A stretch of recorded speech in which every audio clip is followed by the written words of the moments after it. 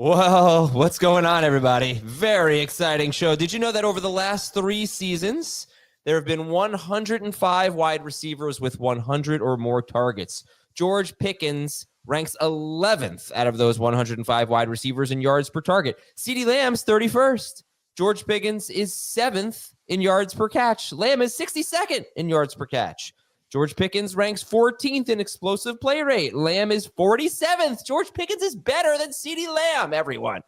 Unless you look at yards per route run rate, that's terrible. And target per route run rate also favoring CeeDee Lamb. He is elite in those two. But George Pickens has been a very efficient wide receiver when he catches the ball over the last 3 seasons, which is his entire career. Now he is on the Dallas Cowboys as the Cowboys acquire Pickens and a 6th-round pick in 2027 for a 3rd-round pick and a 5th-round pick. 3rd-round pick next year, 5th-round pick in 2027.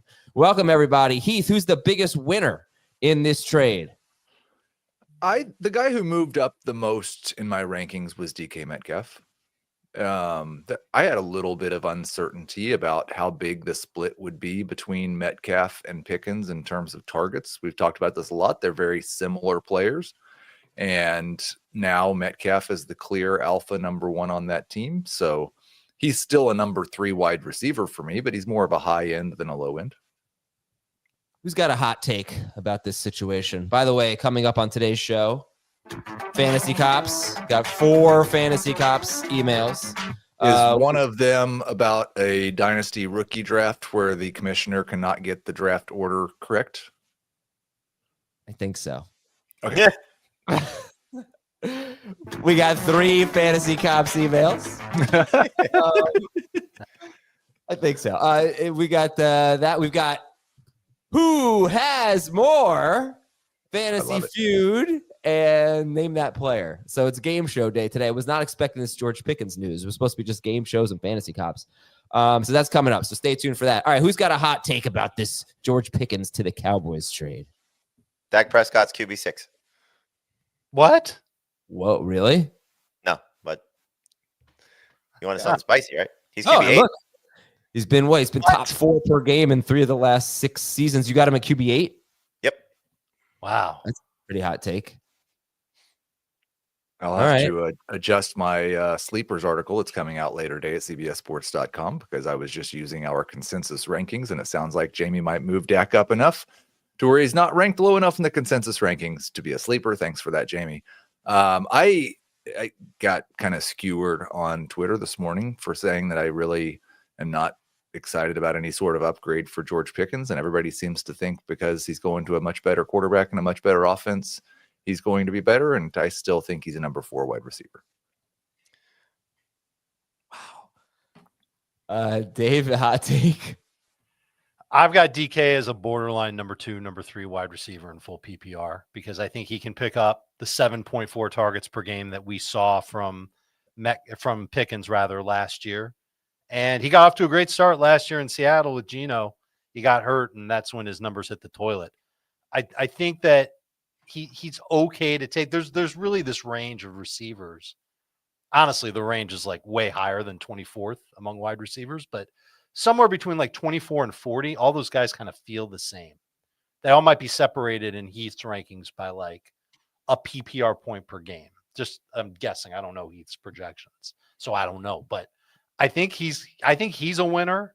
I think Freiermuth is a winner because now you can draft him to be your tight end to start the season, and he'll cost you next to nothing. And I moved Dak up. I didn't move Dak into my top 10, but I mean, I got to hear more about that. Like, how is Dak a top 10 quarterback? I guess it makes sense a little bit because Pickens just going there and like he already had Lamb. He was going to make good numbers with Lamb, but maybe you're just figuring that Pickens is just such a huge upgrade that it's going to push his numbers sky high. Well, for the last 6 years, he's been 24 points or better. So there's already enough of a track record to say he can get to that again. And he did that 2 years ago with CeeDee Lamb and Brandon Cooks as his top receivers. Obviously, Lamb was astronomical, but I think you're looking at, what Pickens brings as, he's not a 1A in this scenario, but he's a pretty good 2, and you look at what he was able to accomplish last year with the best quarterback he's played with is 35-year-old Russell Wilson, 36. What was Russell Wilson last year? Like, he's had such miserable quarterback play I think he's a huge winner in this because, you go to a situation, just comparing the situations, forget about a year ago to this year, just comparing the situations that he's leaving. He's leaving maybe Aaron Rodgers, right? We're hoping it's Aaron Rodgers. Obviously, Right, that's the best case scenario.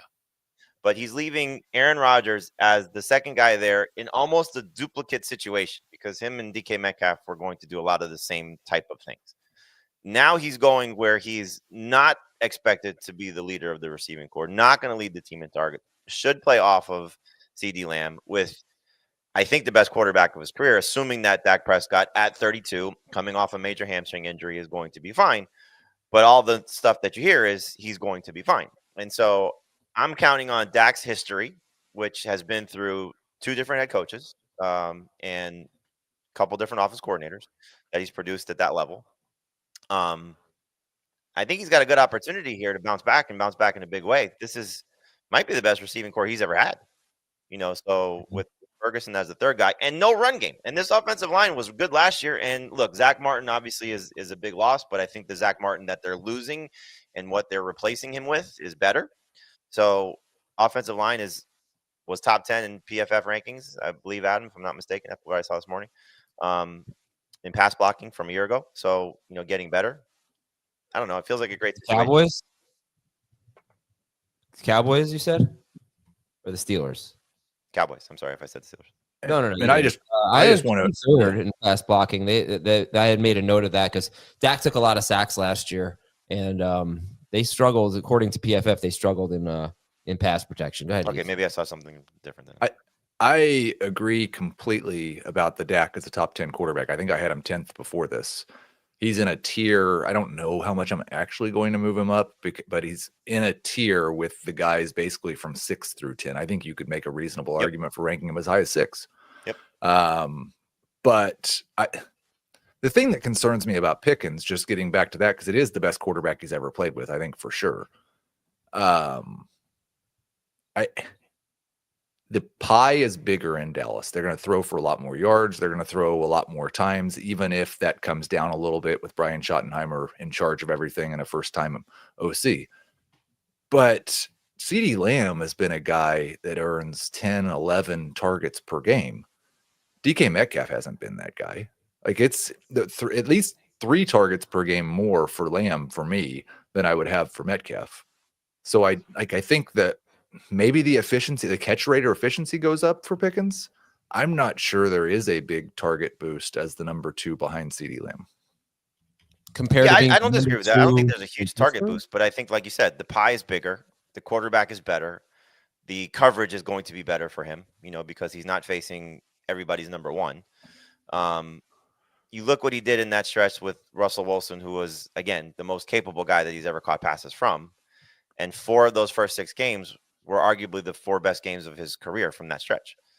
So just looking at his production over that time and what he's hopefully able to do here, look, he's got to keep his head on, right? That's a big part of this too. Is he going to be happy if he's not getting enough targets? And, this is one of those situations where it's hard to judge vacated targets because the number 2 receiver for them last year was Brandon Cooks at 31 years old, in a situation where Dak missed 9 games.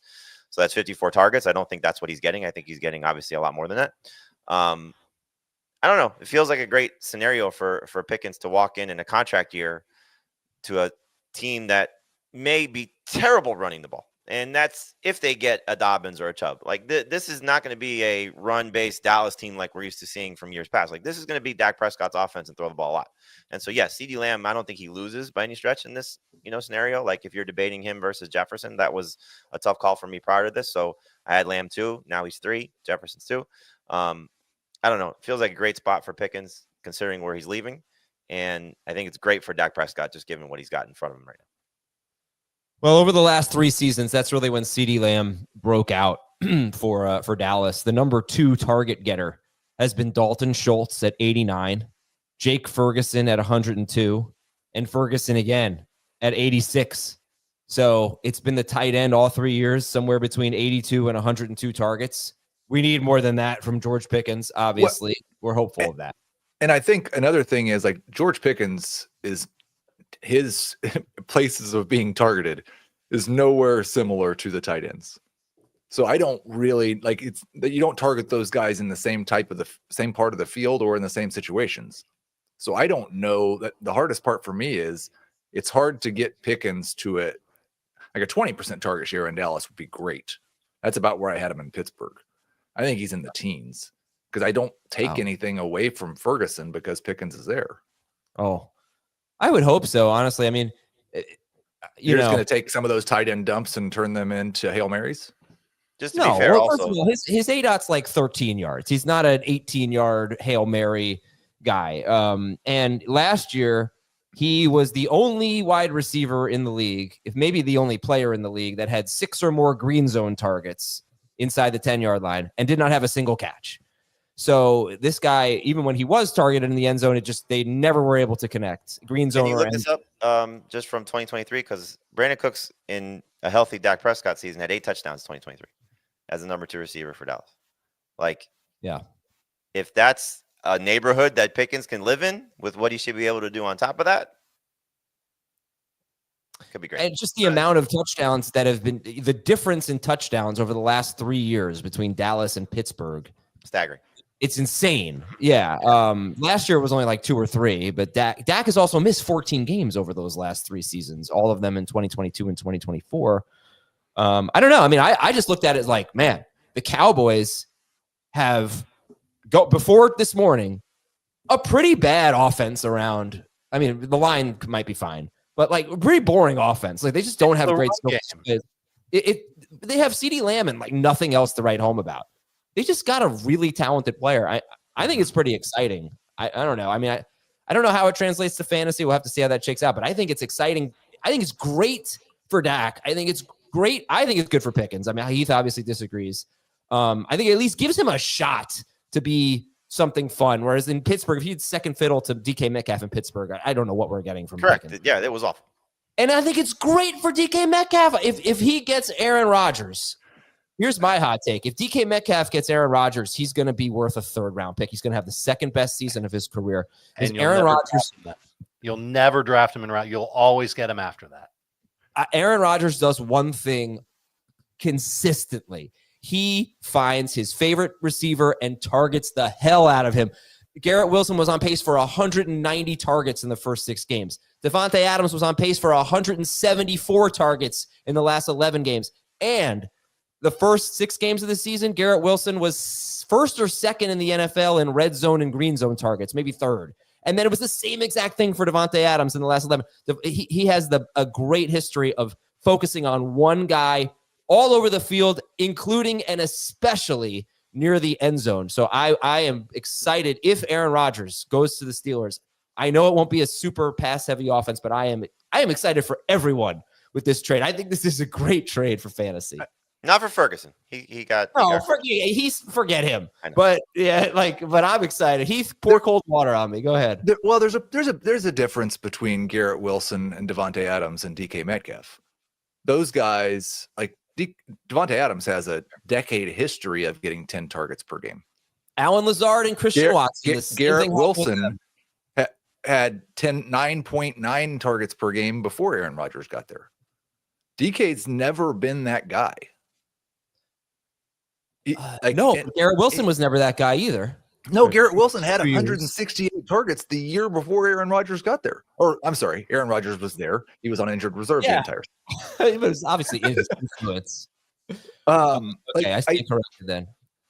And I've projected Metcalf, I think, for the highest target share of his career. But they're probably going to throw 480 passes. Yeah.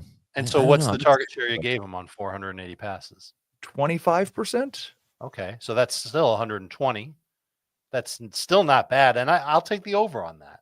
I don't think it's going to be 150. I think I got him at 125. And then the other thing is, like, Aaron Rodgers has not been good for 3 years.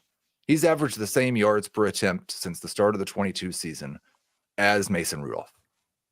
Like, actually worse. They were the same last year. This is the worst quarterback DK Metcalf has ever gone into a season with, regardless of whether Aaron Rodgers signs with the Steelers or not. It's the only time he's been the clear alpha number 1, though, right? He's always had a running mate and a good running mate. So look, obviously it's better for him than it was yesterday, right? I mean, Yeah, I moved him up. Not as high as I'm willing to move him up. And Dave was 100% hit the nail on the head. From wide receiver 24 to wide receiver 40, there is a 1 point per game difference in my projections. That's okay. Dave and Jamie, where are you guys putting DK Metcalf? I put Metcalf. He was like 36. I moved him up about 10 spots. And I put Pickens right behind him. DK's 24th for me. Moved him ahead of Cortland Sutton, Travis Hunter, Chris Godwin, Jamison Williams. It does feel like I'm ranking him pretty close to his ceiling at 24. So but that's Arthur where he's at Smith, right now. And I moved Pickens down literally yesterday. And I'm not sure how much he'll move up. He'll be at best a low-end number 3 receiver. Arthur Smith in 6 seasons has had one top 20 wide receiver. And he's had A.J. Brown and prime Calvin Ridley, who played 5 games, but was really good, and Drake London and George Pickens. DK Metcalf has had one top 20 season in 6 seasons. To be fair, Arthur Smith also had Ryan Tannehill and Matt Ryan at the end of his career, and he's hoping desperately they could sign the same guy. Yeah, I'm not disagreeing with that. I'm just saying, like, it's not like he's had the greatest of quarterbacks. I think you're going to either come out on this with your feelings on Metcalf, either if you're buying what Adam is selling, that this is a Rodgers favorite guy and he's going to do what he does with all of his favorite guys. He's also been in situations where the offensive coordinator has been someone he's controlled. We'll see if that's the case in this situation, if he's going to be controlling Arthur Smith or Arthur Smith is going to be controlling him. I would assume with Mike Tomlin there, it's going to be a, you're running what we want to run. Not that they're going to bench him, but that's probably a little bit more of a controlling situation from the coach and coordinator as comparatively to what Rodgers has been used to. It's going to be a fascinating thing. I think taking him in round 3 is a huge mistake. Oh no, I wouldn't do that. I think if you're getting him, like, for me, round 5 is the sweet spot for Metcalf, and Pickens is like round 6 at the earliest. No, I think that taking him in round 3 would be drafting Metcalf at his ceiling. I think he could return that value though, and I didn't give him really any chance of doing that before this trade. But he'd be someone that I would be looking to target in late round 4. If not a little earlier. Like I think right when between him and Devontae Smith would be a tough call for me. It's funny because yesterday we're in the middle of the dynasty league that Heath runs, the rookie draft, and I was actually offered Metcalf for pick 110, which I turned down because I had other needs. I took Caleb Johnson in that spot. Prior to getting I don't know if I was on the clock yet or not, but it was going to be debating Matthew Golden versus George Pickens, because that's the way I thought the draft was going to go. And just based on how my team is, I have a little buyer's remorse now, just knowing that Metcalf's situation improved a lot. Well, I got a comment here from the chat that says, I think this makes Pickens a lock top 24 with potential to be the Waddle, Devontae Smith type of producer and get close to top 12. You should draft Dak Prescott. Yeah, you should draft a lot of Dak Prescott. I don't think we have it, but I think if people feel like he's a good receiver, that's going to be the number 2 on a very good offense, a very good passing offense, then I understand there are going to be a lot of different opinions on this. And the question is, like, how good is George Pickens? I gave you all those per route things, but he has never been a guy that has shown he can consistently be good. He can have a really good 5-game stretch, but he's mercurial. He's got I don't want to say off the field, but he's got some mental hurdles that he has to overcome. And also Dak Prescott had some worrying signs last year. He stopped running and he took a lot of sacks and he's coming off a hamstring injury. So he's 32. Is he slowing down? There's so much to this, and I honestly think we could do about an hour on it, but we're not going to. We're going to take a break and we're going to come back with a lot of games. Before we do that, did anybody move, or will anybody consider moving CeeDee Lamb? Yes. Moving down 1 spot. So he was 2, now he's 3. I will consider moving down CeeDee Lamb significantly from 3. He is 2 and he will stay 2. Significantly to what, Dave? Maybe 5, 6. Because the track record, when Dallas has had that second wide receiver, you have to go back to 2021 to find it. He was not even averaging 15 points per game. Now, we can argue that CeeDee Lamb is not the same receiver now that he was then. But you could also argue that George Pickens isn't quite exactly the same type of receiver that Amari Cooper was then. And there will be some sort of target crunch. I don't think he's getting 10 targets per game. I'm not even sure if he's going to get 9 targets per game. I did not. And this, Dave, if Dave's right, I'm going to be way too high on Lamb, but I did not change CeeDee Lamb's target share. I just think like one of these guys is an alpha, one of these guys is not. All right. And one of these little piggies is going to break. We'll be right back after this on Fantasy Football Today. Critics are buzzing about the new season of Yellow Jackets.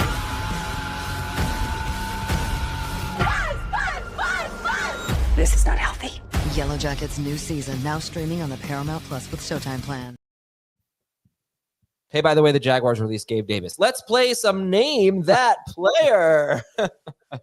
Name that player. I have 3 players that you need to name, and I will give clues, and you will guess them. I'm going to give you 2 wrong answers per round, and then you have to shut up. All right. I was the number 4 wide receiver in PPR in 2024, despite leaving 1 game early with an injury. Number per game 4. or over? Okay. Overall, sir. Overall. I had the 2nd most end zone targets among wide receivers. Just chime in whenever. Yeah. Oh, Amara St. Brown. Wrong buzzer sound. Oh, there it is. I scored 40.7 PPR fantasy points in week 18. My first name is a famous rapper. My last name is a famous city. The city is in Europe with a bridge. Drake London. There you go. Thank you, Drake London. Isn't it amazing that Drake London was the number 4 wide receiver overall last year? I think he was like 15th per game or something, but it kind of tells you a lot of injuries at wide receiver. Pretty weak year for the number 4 receiver, but he was number 4. I had no idea. Yeah.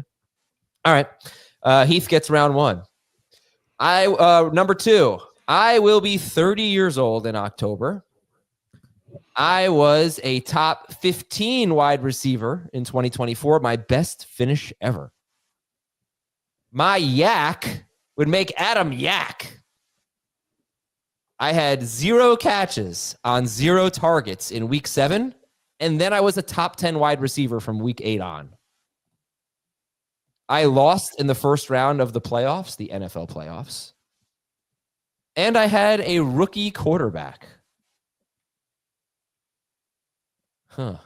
Dave, DJ Moore. DJ Moore did not go to the playoffs. Terry McLaurin. He went to the NFC Championship game.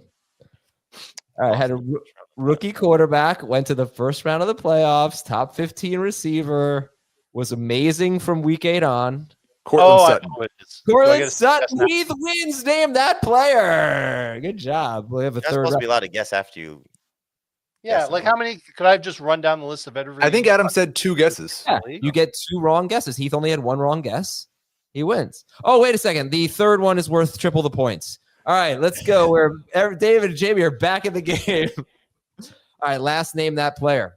I was QB 13 per game. I was 3rd in yards per attempt, but 19th in touchdown rate. I went from 9 rushing yards per game to 21.5 rushing yards per game.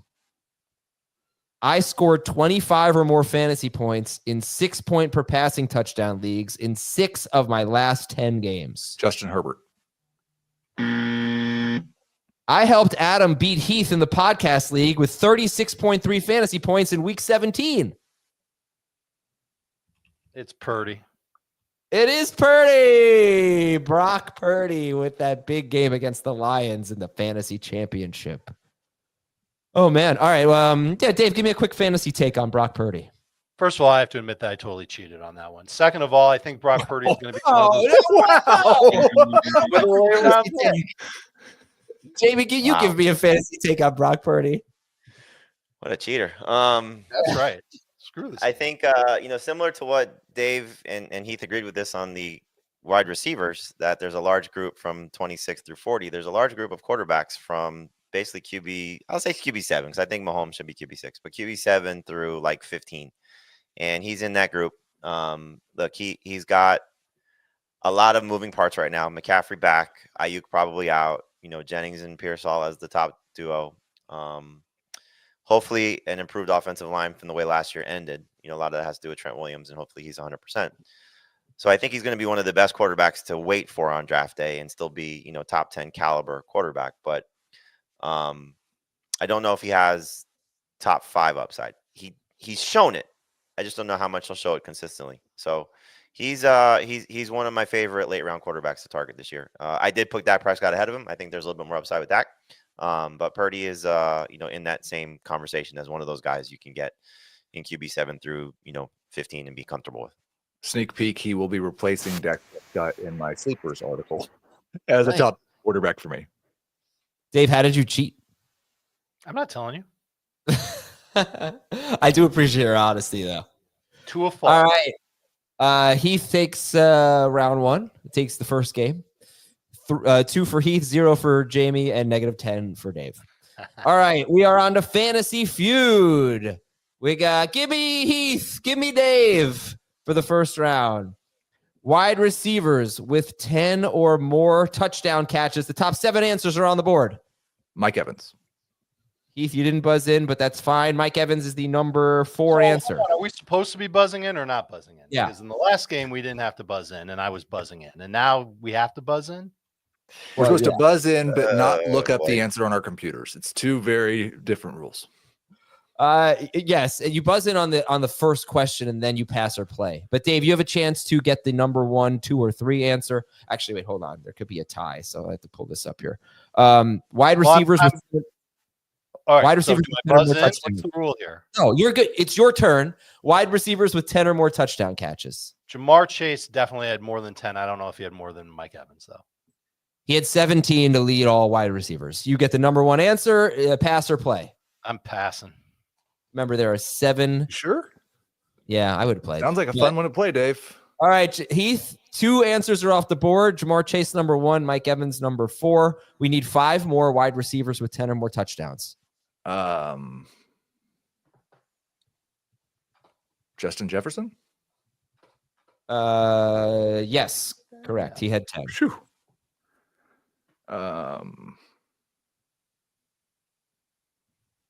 T. Higgins? Correct. He had 10. Okay. 3 left. You've got Chase, Evans, Higgins, and Jefferson. Amon-Ra St. Brown? Hey, he had 12. There are 2 left. And guys, please, no looking. In fact, chat, can you stop? Chat, stop. Thank you. Okay. Terry McLaurin? No, Dave, look at the chat. Dave's looking at the chat. I'm not. Terry looking at McLaurin is correct. He's number 2 with 13. That gives us 1 more wide receiver with 10 or more touchdowns. Can you give me I'm sorry. Can you please just give me the list of the guys that I've guessed correctly? Chase, McLaurin, St. Brown, Evans, Higgins, Jefferson. That didn't really help that much. Brian Thomas. Oh my gosh, you crushed it. Did you look at the chat? No. I don't trust Dave not to cheat. This is the problem.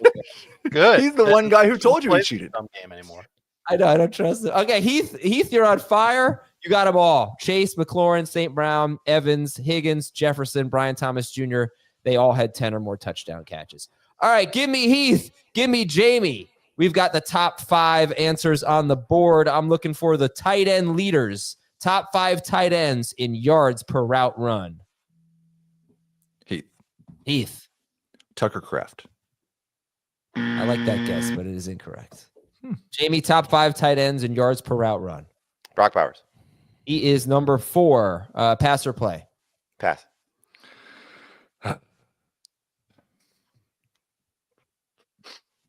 George Kittle. George Kittle's number 1. Okay. Trey McBride. Number 3. You got the easy ones. Yeah, I'm just staring at the desk so I don't get accused of cheating.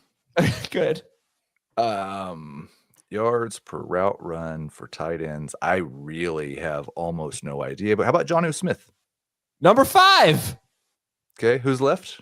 What one left? I'll tell you who's left. It's Okay, no, I've got we got Kittle, Bowers, McBride, and Jonnu are the top, or 4 of the top 5. Yeah, you're looking for number 2 here. Number 2 in yards per route run among tight ends. Man, I have literally no idea.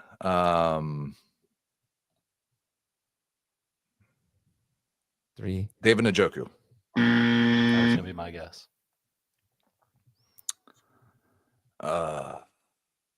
It wasn't Tucker Kraft. 5. 4. TJ Hawkinson.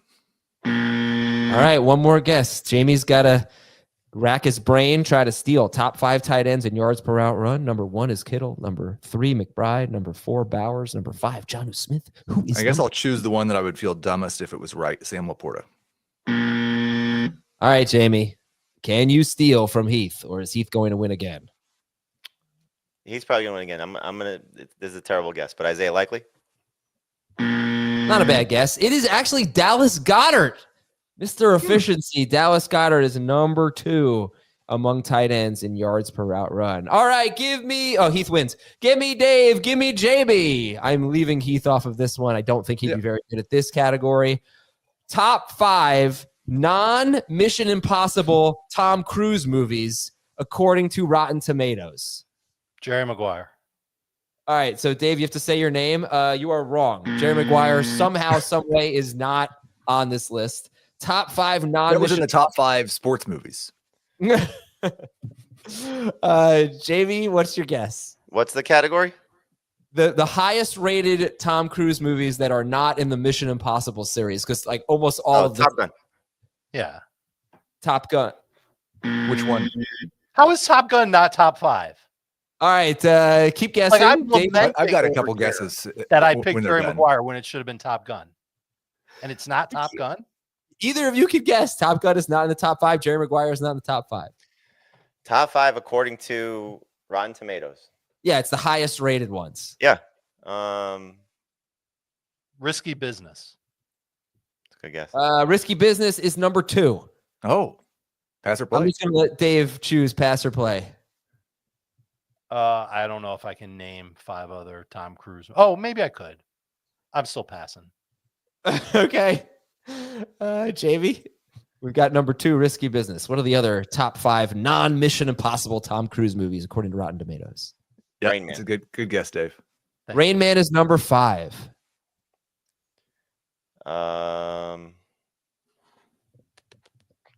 What is Can I ask what a is- question for him? Yeah. Keith knows. Right. Are they action movies or non-action movies? Oh, wait. They can. I mean, they could be action movies. They just are not Mission Impossible. Not Mission Impossible. Days of Thunder. One strike. Another sports movie.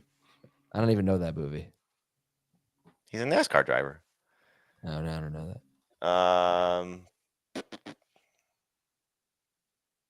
Vanilla Sky. I like that guess. That's a good guess. Incorrect. I don't know. All right. Dave, you got a chance to steal. Heath is just bursting out of his seat there. I would imagine A Few Good Men would be at the top of the list. A great guess. This is a terrible list. I don't know what's wrong with people. All Okay, right, can Heath, go ahead. I thought that was obvious, but I would say Cocktail. Cocktail. You guys think Cocktail is going to be on this list? No. All right. I wish Number I had 5. a cocktail right now with the way this game's going. Number 5, Rain Man. Did you guys say that one? I forget. Yeah, Yes. Jamie said that one. Number 4, Minority Report. Oh, yeah. That was It's a good one. Number 3, Edge of Tomorrow.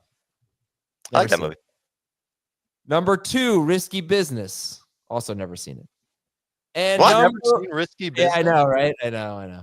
Number 1, Top Gun. Maverick. That's horrible. Yeah, Top Gun Maverick is definitely better than Top Gun, but it is not the best. No, for you not to give us the yes on that is ridiculous. I completely disagree. Heath, you agree with me, right? I'm not giving them. They said Top Gun. They did not say Top Gun. When Maverick. he said Top Gun, I asked for a clarification. Which one? You shouldn't have even You done that. assumed. I think you should have asked him. I think you assumed it was the old one because you know he likes the old one more. But I think you should have asked him old or new. No, you either say Top Gun or you say Top Gun Maverick. If you say best Arnold movie and I say Terminator, I'm wrong. It's Terminator 2. Like I don't get to follow up with the which one. Yeah. Okay. Okay. Great games. Heath wins again. One more game, Fantasy Cops after this. One more game and then Fantasy Cops, to be clear. After this break on Fantasy Football Today. They want to take this place from us. My family is in danger. My wife is lost to me, and I don't have time. 1923, new season now streaming exclusively on Paramount Plus. All right, we are back with our last game, and it is who had more. Who had more is usually who has more, but we're not in season right now. So who had more? Anyone, please feel free to answer. Actually, do we need to say our name?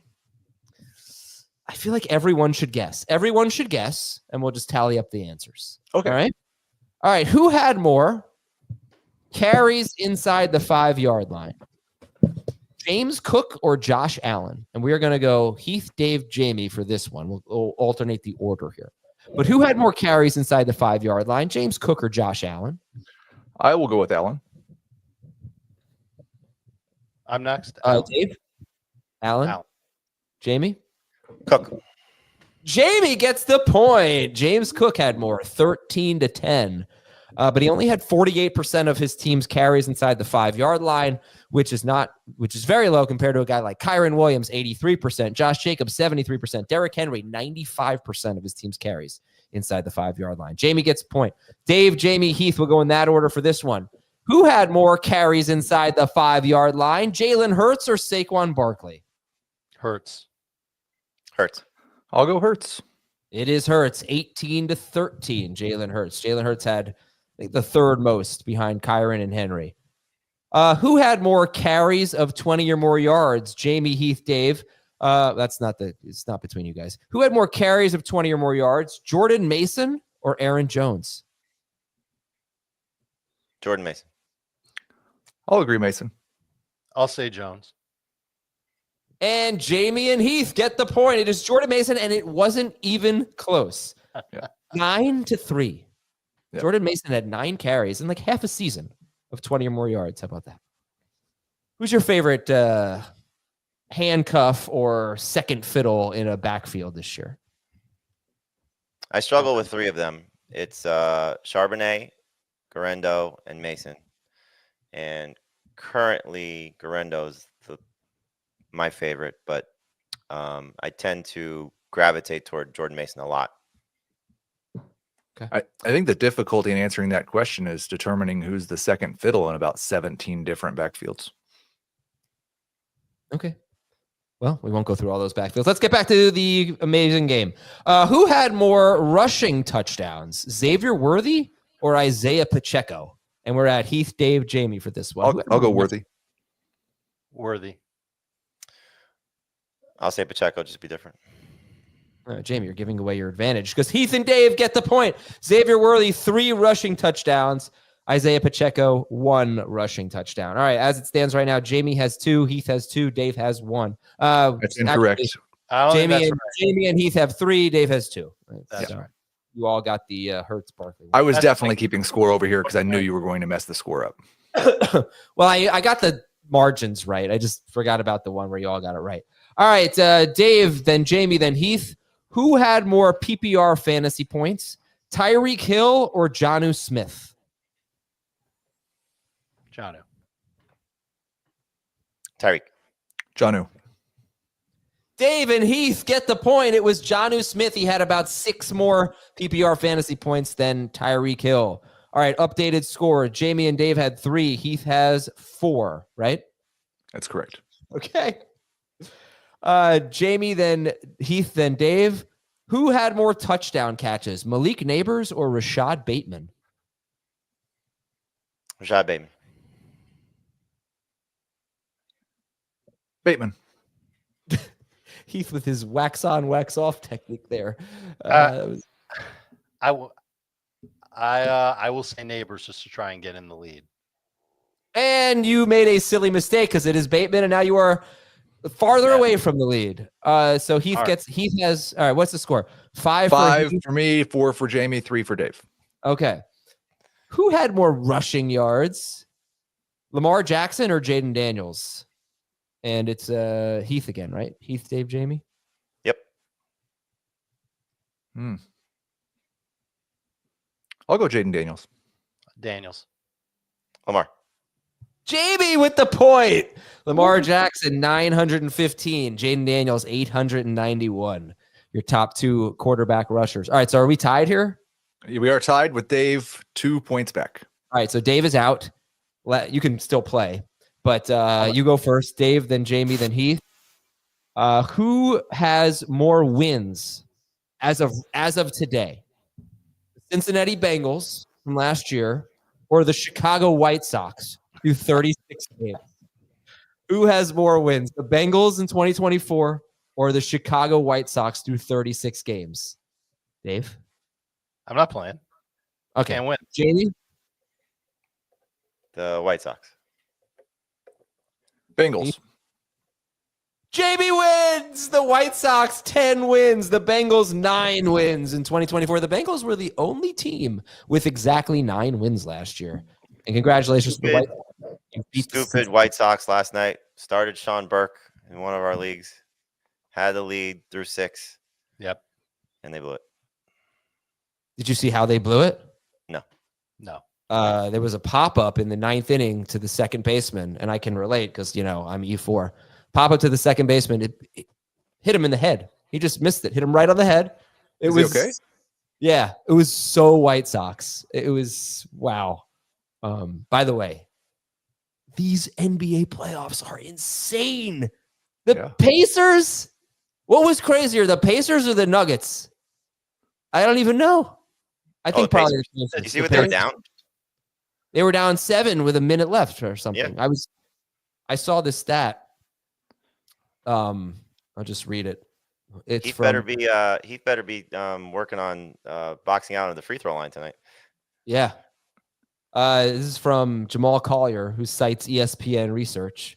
Since 1997-98, teams are 3 and 1,640 when trailing by 7 or more points in the final minute of the fourth quarter or overtime. 3 and 1,640. The Pacers this postseason have 2 of those 3 wins. Unbelievable. Okay. All right, guys. Let's finish the show with something awesome. The Fantasy Cops. Okay.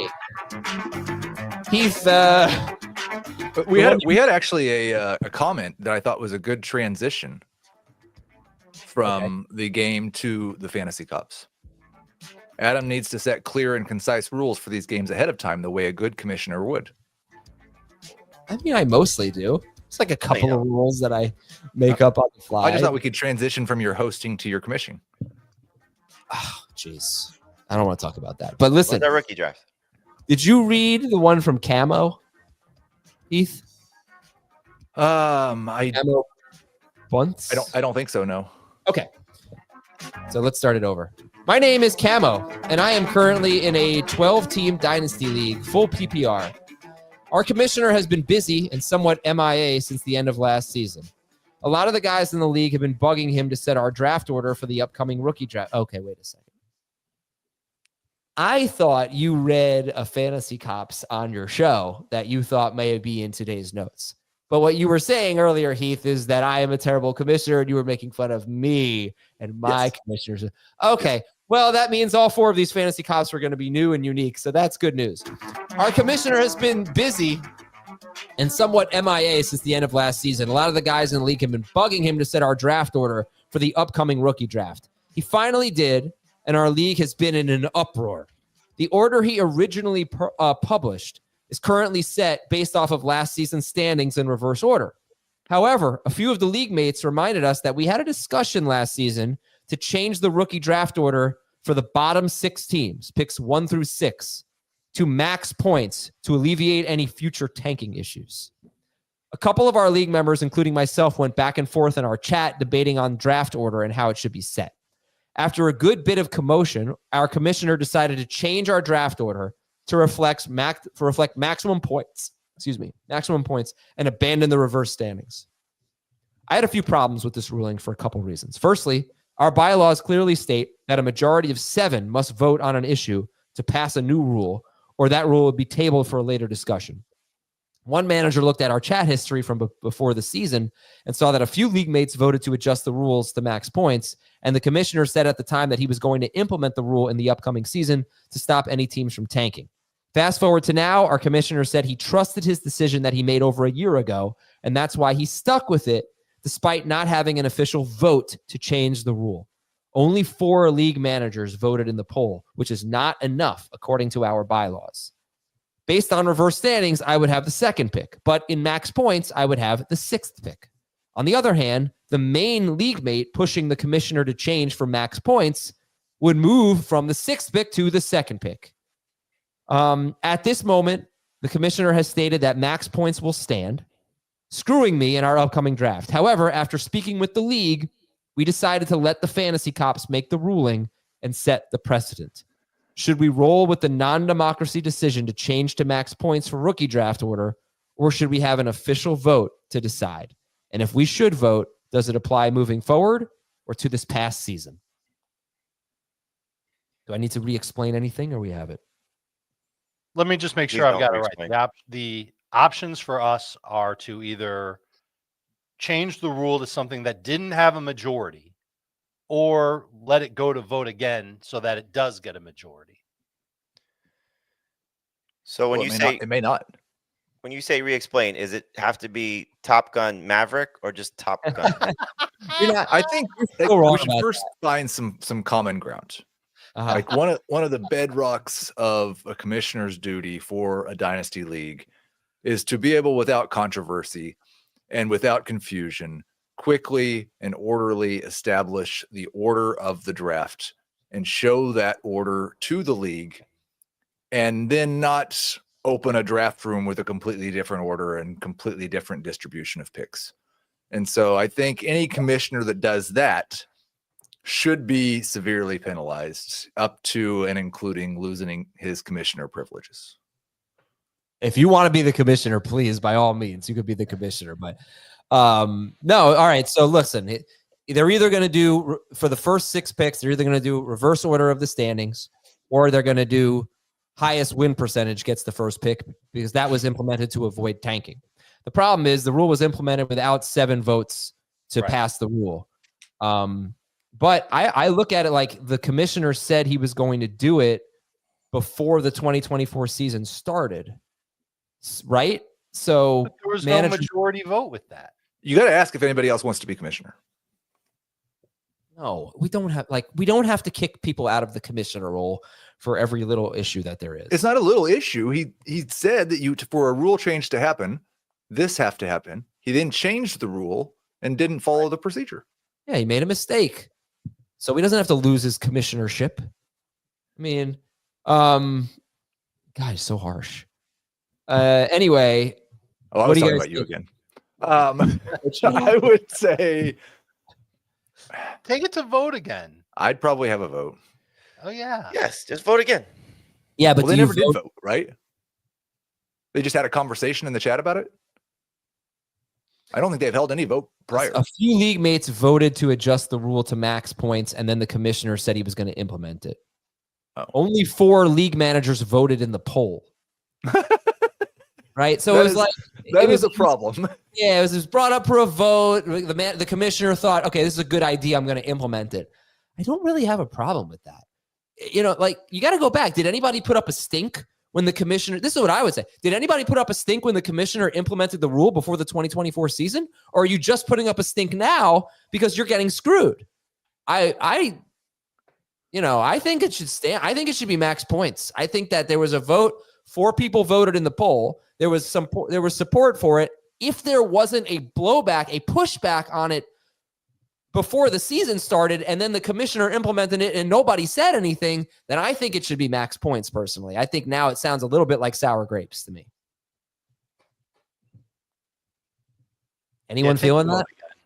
So I'm going to guess Maverick, right? Stop. I'm going to guess 6 to 8 of the people who didn't vote beforehand had no idea this whole conversation took place because they only look at the league website when the commissioner messages them and tells them it's time to do something. I can't believe what? I can't believe you like older Maverick versus younger Maverick. Like Top Gun Maverick's so much better than Top Gun, and Rotten Tomatoes proves it. But I would say that, look, you got to go back and you got to see the circumstances here. But if it's not clear, then I guess vote again. But if you vote again, do you vote and implement it now or for next year? Dallas Goedert agreed to a contract restructuring. He's staying in Philadelphia. Oh, it's a pretty big deal. All right, do you vote for 2024 Number 2 in or yards per route 2025 or? running. Maybe I'm the only one who should answer this. I don't think you can vote. I've now, already given my answer. which is what? Have a vote if you want to change a rule. Yeah, but do you do it for 2020 for this season or for next season? For any rule you want to change, I would say no rule has been changed because we don't have any rule that 7 people have voted for. I think it's got to be for next season. There's too much. There's too much at stake right now. Like, you decide. No, I'm the only one answering this question apparently. I already answered the question. Yeah, but like, what you're gonna like? Obviously, You don't like my answer. It's not that I'm not answering. You just don't like my answer. No, I don't mind your answer at all. You're gonna vote now to implement a rule for this upcoming draft. Obviously, people are so biased at this point, right? They're gonna just. You like the football game on the beach better than the volleyball game? I don't get it. The volleyball game was one of the worst pieces of cinema ever created. Dave, what's your take on this? Sorry, repeat. I think they played on a badminton net. There's 2 votes to be made. The first one is, are we going to vote on this changing in 2025 or 2026? And then the second vote is, do we do max points or standings? You get every person in the league on the horn and you say, listen, you got to vote for these. I would things. quit the league immediately if that was the case. Why would you quit the league immediately? I don't want to talk to anybody. Just make the rule. I'm kind of okay with the commissioner just doing what he thinks is best, but that's another option here. But the problem is that if the commissioner just does what he thinks is best now, he could do it again, and you might be unhappy with that. And the best way to just be a commissioner is to let it be a democracy. And if you want to abstain from voting, if you're like Jamie, you don't care, you don't want to pick up the phone, then abstain. But then don't complain. Which death was tougher, Goose's or Iceman's? Gooses. Those spoilers. Yeah, seriously. All right, this is from Rob W. Sorry we couldn't be more helpful. You got a few different options there. The most proper answer you could possibly give to that ridiculous question. Go on. All right, Rob W. from the land of, I don't know how to pronounce that, so I'm not going to say it. Startup Dynasty Superflex Salary League. Okay, whatever. The chat, I joined a league. The chat was full of the usual fantasy trash talk fun until someone said that we need to cut it out. Unknown to me, one of the members asked the commish if his 12-year-old son can join and run a team. No one told the rest of the league. Now, anytime I did someone read this one on the Dynasty show. Did you really? Yeah. Okay. All right, I'll read it again. Anytime someone does any playful trash talking, creates a clever, inappropriate team name, etc., the dad chimes in and has the commish erase the comments and tell the owner to change their name. This year, he even changed my team name without telling me. You didn't say the name of the team. You didn't say the team name, did you? I did not. Okay, good. But it's pretty, it's inappropriate. To make things worse, when we run our rookie and free agent drafts, we have to pause it for half the day while the kid goes to school and early at night when it's his bedtime. Not to mention the potential for collusion, because what dad wouldn't help their son succeed? I really want to hear Heath's favorite line of kick him out of the league. Also, the dad keeps trying to high road us, but what kind of dad lets his 12-year-old play in a high-dollar league with other grown men, some of which he doesn't even know? A bit ironic if you ask me. So what should we do? Should we be allowed to have the fun that all fantasy leagues have with trash talking, stupid team names, etc.? Or is the commission allowed to silence us all and censor everything that's fun about being in a league with friends because of the kid he allowed to join without telling us? Love the show. Been listening since the Nando days. Hey, so I'll make a time to get on a phone call, discuss this. Jamie's not full of helpful advice today, I guess. No, I mean, look, if the rest of the league wants the kid out of it, then it sucks for the kid, but he's got to get out of the league. Find somebody else to replace him. You know how some movies are rated PG and some are rated R? Maybe some fantasy leagues should be rated R, and you shouldn't have young people in them. Like, what was the rating on Top Gun Maverick, Adam? I don't know. Adam, which is your favorite Ghostbusters? Ghostbusters 2, you know this. Oh, it's the worst one. Where do you think it ranks? One. Where do you think it ranks on Rotten Tomatoes? In what, the Ghostbusters? Yeah, there's 5 Ghostbusters movies. If it's not second, then I'm never going to Rotten Tomatoes again. It's number 4. Yeah, give me a freaking break. That movie is so funny. It is on all the time because people love it. Yeah, it's on all the time because people recognize Bill Murray and they'll watch it. People love that movie. It's no great. one laughs at Ghostbusters 2. Oh, it's so funny. Come on. The scene where Rick Moranis like runs into the coffee table. Oh, hilarious. Oh, I mean, that's just laughing right now. High comedy. So you guys want the 12-year-old out of the league. Heath, what did you recommend yesterday? Yeah, that was basically what I said. I think it's not just the fun that everybody wants to have and the dad's apparent trying to kill the fun, which is a dad's job. But it's also that, like, this, from what I remember from the email, is a money league with not a small amount of money. Mm-hmm. And I've never seen a better case for collusion than a dad helping his 12-year-old son with his fantasy team in a league that we're all playing for money. Yeah, I think, I'm sorry, he's got to go. All right, next one is from Jeff. Any town you want to pick in Minnesota, Dave? Minnetonka. Okay. I run a 12-team dynasty league. The bylaws of almost all of my leagues, he runs several, have activity rules. They state that you must respond to all trades, and if you are found to be inactive for 2 weeks, you can be replaced. I also say in the document that if you're going to take a break from Dynasty or whatever, that you need to tell me. Well, I had this happen, and after a trade offer and several tags, this manager didn't respond, but it showed that he read the message and saw the trade. A month passed. I replaced him. 2 weeks later, he asked if he has been booted out. I said yes for inactivity. 2 weeks after that, he goes into a prior year's league chat and raises a stink about it. Half the league starts yelling at me. I buckle. I break. I tell the replacement owner he understands, and I bring back the old manager. Of course, it's weird vibes now. Also in the bylaws, if you trade a future first or second, you must pay for that year. So the manager who originally got kicked out had paid for 2025, but in the bylaws, I do specifically say there are no refunds. Anyway, this guy is back and he's happy. The league seems appeased. Am I a bad commish? Am I evil? Did I do the right thing? Should I have kept this manager out of the league? Fantasy Cops is my most favorite segment ever, so I was kind of excited to post a story for the Cops. What do you guys think? How did he commish here, Jeff?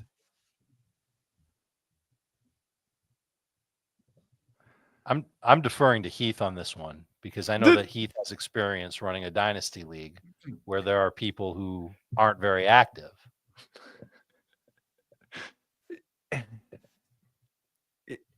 It depends. I think if you're going to make a rule like this, then you need to plan on being an extremely active commissioner and reaching out to people. If somebody doesn't respond for a couple of weeks, life happens. Let's reach out to the guy and find out why before we kick him out of the league. Kinder, gentler Heath Cummings. Yeah, I love it. Yeah. You gotta be like, hey, listen, if I'm about to kick you out. Oh, all right. Last one. This is from Danny, from a city with an MLS team. Portland. Hi, Dave, Chris, Nate, and Taylor. Dave, I'm looking at you. Dave, Chris, Nate, and Taylor? I've got another confession to make. It's the Foo Fighters. All right. I have a Fantasy Cops question. Football edition. I play in a fantasy soccer league using players from the English Premier League. Most of the time, these soccer teams play once a week, and we have weekly head-to-head matchups just like we would in fantasy football. Occasionally, however, teams play twice in a week, which obviously could present a huge advantage for managers who have players who get 2 games instead of just 1. To combat this, we set a rule years ago. When a player plays multiple games in a single game week period, only the highest score achieved by that player in a single game from that set of multiple games will be counted as part of that team's overall score that game week period. So we're currently in the playoffs, and I had a player with a double game week, but he was suspended for his team's first game of the week. In the second game, he put up -7 points. While it's uncommon for players to score negative points in our league, it's certainly not unheard of and happens more frequently than in football. My question is, should I receive 0 for the suspended game or -7 for the game, the only game that he actually appeared in? The difference here is the difference between me winning and moving on to the next round or getting eliminated from the playoffs. It's the -7. I have one very important question. Does the rest of his league also listen to our show? I don't know, but if this is about Top Gun Maverick, I don't know. No, because if the rest of the league doesn't listen to a show, we should favor in the person that's writing to us about another sport and help out our listener. If it's like, oh, our whole fantasy league listens to your show, but we also play in a fantasy soccer league, then we should be a little bit more diligent. Wow, I don't love your morals today. I think there's an obvious. My morals. I gave you a legitimate answer, and you Azer-statted your own game. You gave the wrong answer or anything. You said a different movie. I don't love anyone's morals today, except Keith. I think there's an obvious answer. I believe the term a child out of a fantasy league in soccer is nil, which represents 0, which also represents the number of soccer questions we should take on this show moving forward. Oh, this is the best one we've had. This is a great question. And I think the answer is you get the -7. You don't get, he was suspended. He didn't play. You get the -7. Right. In fantasy sports, you never start the player who's suspended for a game. Yeah, this is great. This is a great question. You play one game, it's -7 points. I'm sorry that it's your team. Okay, so you have 2 votes for -7, 1 for nil, and 1 for we're going to manipulate the answer depending on how many people from your league are listening to this. So, but Jamie, what would be your answer if they were all listening? Pete Mitchell is the best pilot I've ever seen. Okay. And that's I think Jamie's lost that loving feeling. Yeah, I think so. That's it for fantasy football today. Thank you, everybody, for watching and listening. We appreciate it. We will talk to you tomorrow with another edition of FFT. Have a good one.